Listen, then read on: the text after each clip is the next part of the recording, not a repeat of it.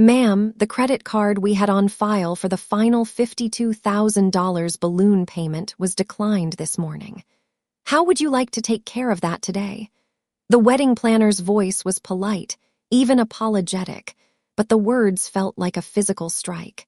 I sat at my small kitchen table in Raleigh, North Carolina, staring at a patch of morning sunlight.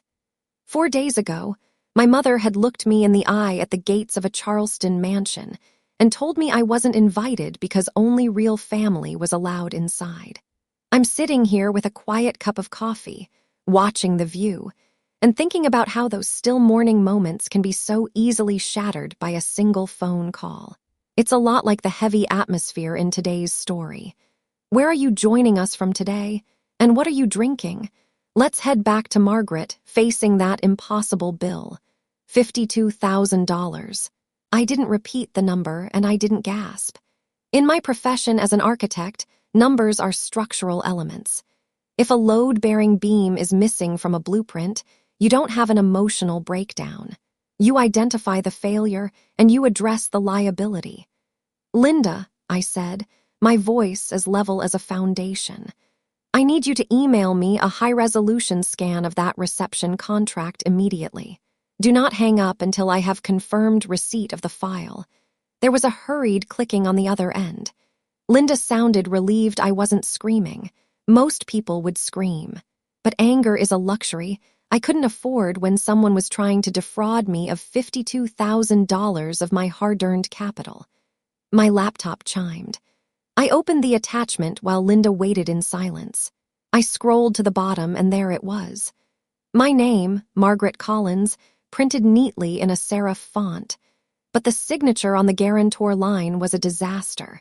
It was a shaky, clumsy imitation of my handwriting, the kind of work someone does when they are copying a signature they've only seen on a few old cards. I knew that slant, and I knew the way the M hooked at the top. Brandon. He was always bad at the details. I rubbed my eyes, but I didn't look for regret. I looked for clarity.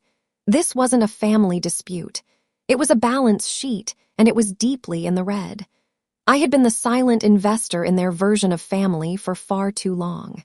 "I have the document, Linda," I said. "I am going to hang up now. Expect an official statement from my office within the hour.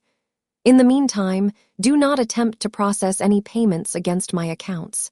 This is now an active fraud investigation." I ended the call and immediately dialed my bank's fraud department. The bank doesn't care about a mother's betrayal or a brother's entitlement. They only care about unauthorized access. "I am reporting identity theft," I told the representative. "I need to freeze my primary business account and cancel all secondary cards immediately." For years, I had allowed Dorothy and Brandon to hold secondary cards for emergencies. I had convinced myself it was a safety net. Now I saw it for what it was, a high-price subscription they had been overdrawing for decades. Yes, cards ending in 5317 and 7243. Deactivate them. Effective this second, I instructed. Once the accounts were locked, I opened a new email draft to Linda and the wedding venue's legal department. My fingers moved across the keys with clinical precision to whom it may concern. Regarding the Charleston reception contract, I did not authorize this agreement. I did not sign this document. The signature is a criminal forgery. This is a clear case of identity theft and unauthorized financial commitment. I am hereby notifying you that I will not be assuming any responsibility for the outstanding balance of $52,000. Assign the liability to the primary clients. I suggest you contact Brandon Hayes directly to discuss his payment plan. The silence in my kitchen was heavy, but it didn't weigh as much as the 5-hour drive to Charleston 4 days ago. A trip I only took because Brandon had sent a fake olive branch text begging me to be there. I had taken the time off, clearing my schedule at the firm, and packed a set of antique crystal glassware that had been in my collection for years, a gift intended to last a lifetime. Charleston's coast was exactly as I remembered it, the humidity thick enough to choke the street lights and the air smelling like salt and unsaid things. As I pulled up to the gates of the coastal mansion, the venue was a shimmering display of South Carolina wealth. String lights draped across the centuries-old oaks like diamonds on a velvet dress. I had driven straight from a job site, still wearing my boots and a practical jacket, my mind occupied with load calculations and deadlines until I crossed the city limits. I stepped out of the car, gripping the heavy gift-wrapped box, ready to play the role of the supportive older sister. But my mother, Dorothy, was already there. She stood at the entrance like a sentry guarding a treasury. Her eyes didn't look at my face. They looked at my dusty boots and the functional cut of my clothes.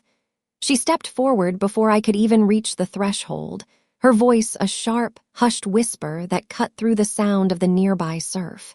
"Margaret, what are you doing here?" she asked, her tone dripping with a condescension I had been conditioned to accept as normal. I blinked, and the weight of the crystal set suddenly felt like lead in my arms. I came for Brandon's reception. "Mom, I'm family." She didn't hesitate. She didn't even flinch. Only real family is allowed inside. "Margaret, Brandon's guests are from the highest circles of Charleston society. Your appearance, it would just ruin the image he's worked so hard to build. You weren't invited." In that moment, the sounds of the celebration, the popping champagne, the laughter, the string quartet, faded into a dull, distant hum. I stood on the gravel, a 37-year-old successful architect, and felt like a small child being told I was a phase, not a future. I kept wondering, even then, what I had ever done wrong. But the truth was simpler and far more clinical. I had lived in a prison without bars for my entire life. This was the invisible chain of the survivor. For decades, Dorothy had used the weapon of gratitude to erode my boundaries. Because they had raised me, because they had provided the bare minimum of food and shelter, I was taught that I owed them an infinite debt. I was the reliable one, which was just their code for the one who was most useful. My success wasn't my own. In their eyes, it was a resource they had a right to overdraft whenever it suited them. I didn't cry, and I didn't beg for entry to a room where I wasn't wanted. I simply handed the heavy box to her. "Give this to Brandon," I said, my voice steadying as the first layer of the chain finally snapped. I turned around and walked back to my car, the gravel crunching under my boots, the only sound in a world that had just become very, very clear. I was no longer the silent investor in their version of family. I was done. My phone didn't just ring. It vibrated with the frantic energy of someone whose credit line had just hit a concrete wall. It was Brandon. I didn't rush to answer. I watched it dance on the mahogany surface of my desk for 3 full cycles before swiping the screen. The screaming started before I could even say hello. "Margaret, what the hell is wrong with you? I'm at the resort office trying to settle the extra fees for the penthouse and the yacht rental, and your card just declined. I'm standing here like an idiot in front of my new in-laws." I didn't move the phone away from my ear. I listened to his breathlessness, the sound of a man who had never been told no by a system he didn't own. It declined because I reported it stolen. "Brandon," I said, my voice as level as a blueprint, because technically it was. "I never authorized $52,000 for a party I was banned from attending. He didn't even skip a beat. There was no apology and no realization of the crime he had committed." "Stolen? It's family money. You're a partner at your firm. You make more in a month than I do in a year. You're being cruel, Margaret. You're literally ruining my honeymoon over a technicality." I sat back, observing the logic.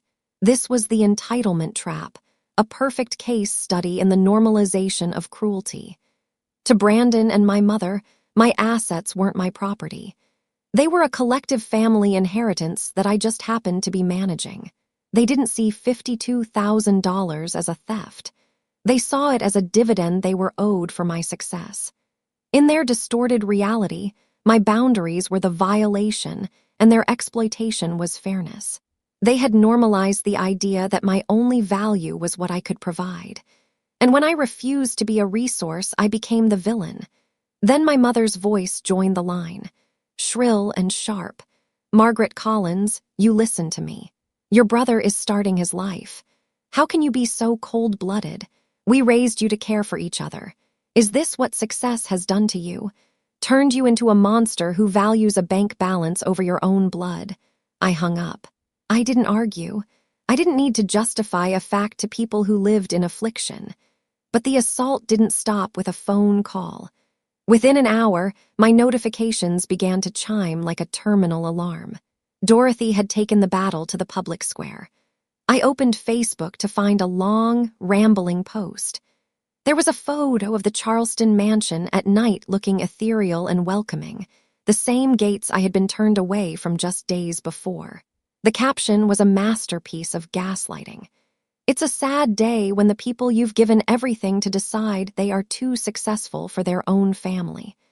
Heartbroken that some value architects' fees and designer labels over the brother who loves them. Praying for a heart of flesh for my eldest daughter tonight." Comments flooded in from distant relatives and family friends. "So sorry, Dorothy. Success changes people. Family should always come first." I looked at the screen, but I didn't feel the familiar sting of their shame. My compassion had been a luxury they'd overdrafted for years, and today the account was closed. I closed the tab and looked back at my own records. They weren't shocked by what they'd done. They were shocked that I'd stopped playing along. It was time to shift from personal defense to professional offense. The drive back to Charleston was a clinical exercise. I wasn't traveling for a celebration this time. I was traveling for a forensic audit. The moss-draped oaks that usually felt romantic now looked like tangled knots of data that needed to be unraveled. I met Linda in a sterile conference room, far removed from the glitter of the coastal mansion. She looked pale, her professional veneer cracked by the realization that her company was holding a $52,000 contract built on a foundation of fraud. "Linda," I began, laying my tablet on the table like a gavel. "You have two choices. You can remain the facilitator of a criminal forgery and face the litigation that follows, or you can become the lead witness in a fraud investigation. My firm has the resources to ensure that liability lands exactly where it started." Linda didn't take long to decide. In business, loyalty is a variable. Self-preservation is a constant.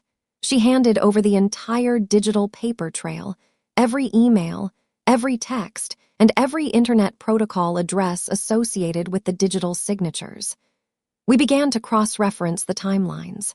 I looked for the breach in my security, the moment my personal firewalls had been compromised. Then I saw it. The digital timestamp for the credit check used to secure the mansion's arrangements was dated exactly 21 days ago.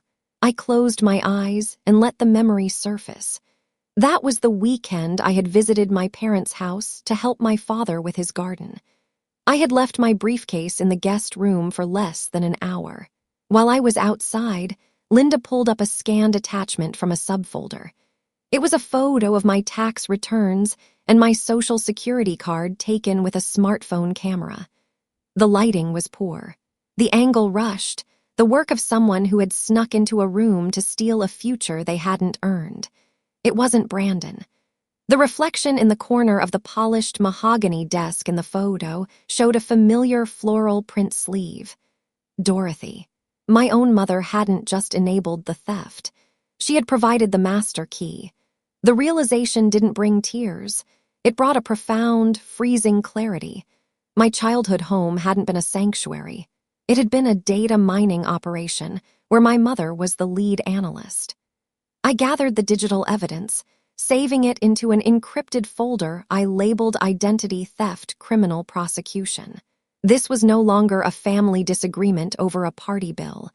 This was a systematic, organized criminal enterprise.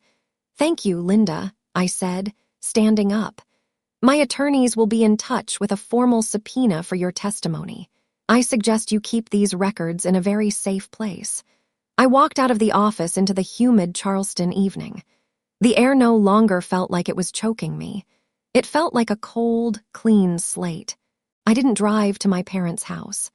I drove straight to the Charleston Police Department. It was time to file the formal identity theft affidavit that would officially end the financial abuse I had been enduring for years.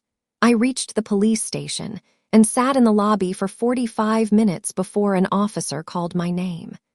I handed over the folder of documented betrayals with the same precision I used for my architectural submittals. "I am here to report a felony," I said, my voice steady and unemotional.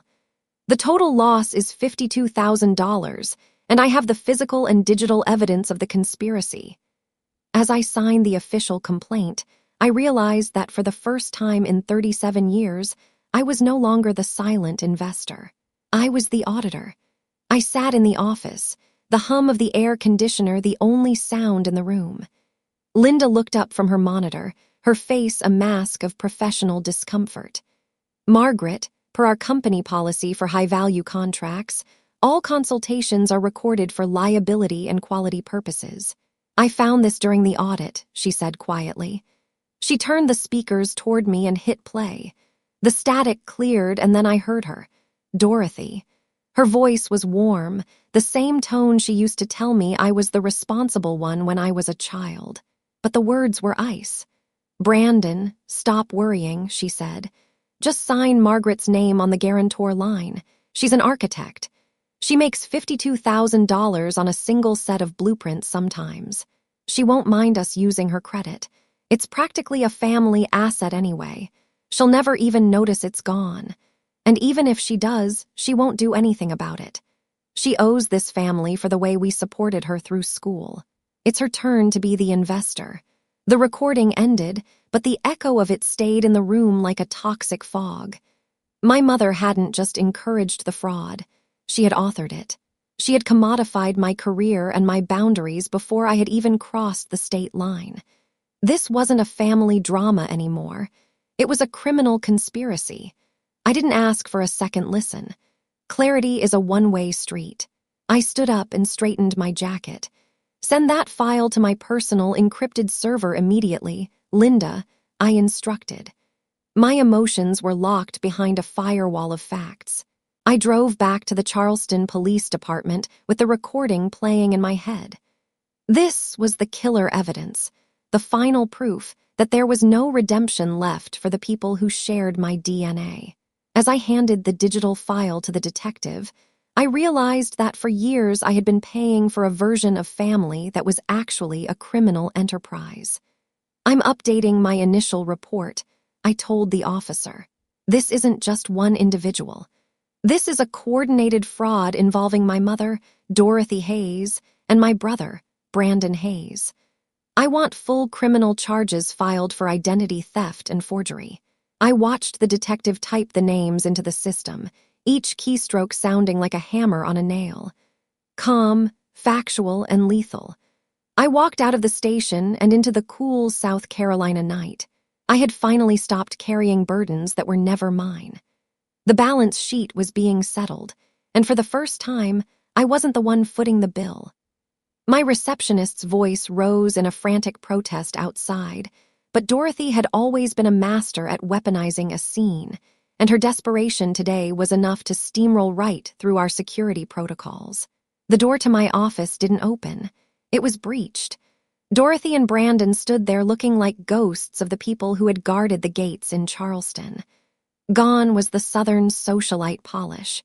My mother's eyes were red, and her makeup smeared into the fine lines of her face, lines she usually spent thousands of dollars to hide.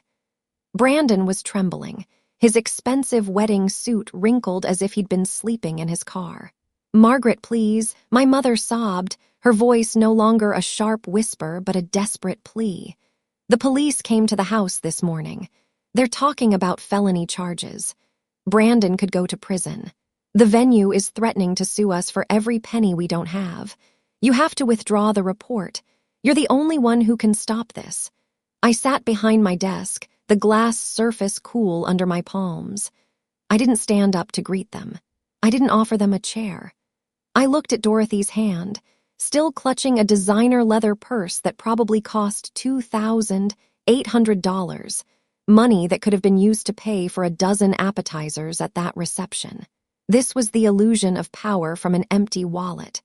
For years, I had watched them build a tower of status on a foundation of my capital.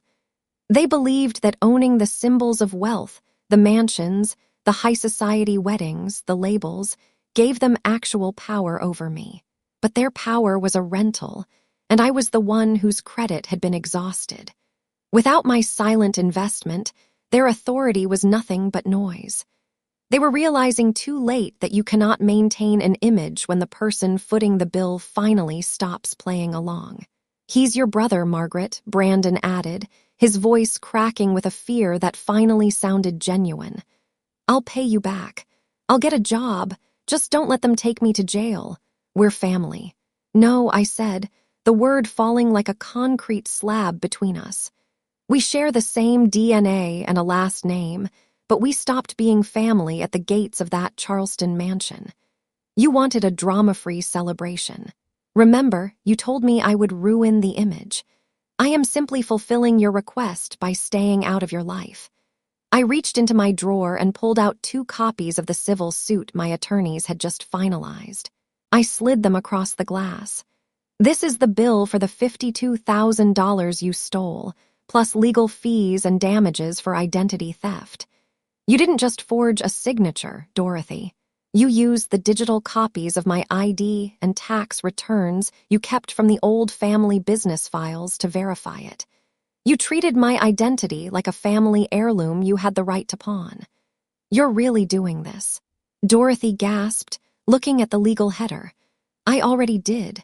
The report is filed, and I've already CC'd the board of your garden club on the public record of the fraud filing. You wanted the glamour, Dorothy. Now you can figure out how to explain the mug shots to your circles." I stood up, smoothing my jacket with clinical precision. "The family subscription has expired. My office manager will see you out. Goodbye, Mom." They were still shouting as security arrived to escort them to the lobby, but I didn't hear them.